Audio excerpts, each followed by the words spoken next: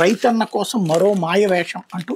అన్నదాతల నిండా ముంచి నేటి నుంచి రైతన్న కోసం అంటూ బాబు డ్రామాలు సుఖీభవ అంటూ అన్నదాతలను దారుణంగా వంచి పంచసూత్రాల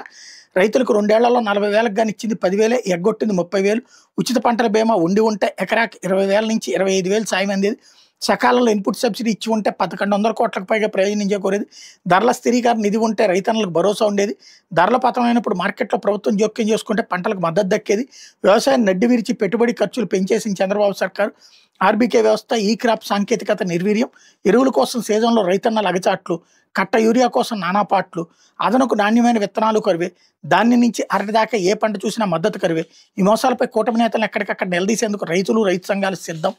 అన్నటువంటిది హైలైట్ చేశారు. అలాగే ఫుల్ ఫ్లెడ్జ్డ్గా దాని మీద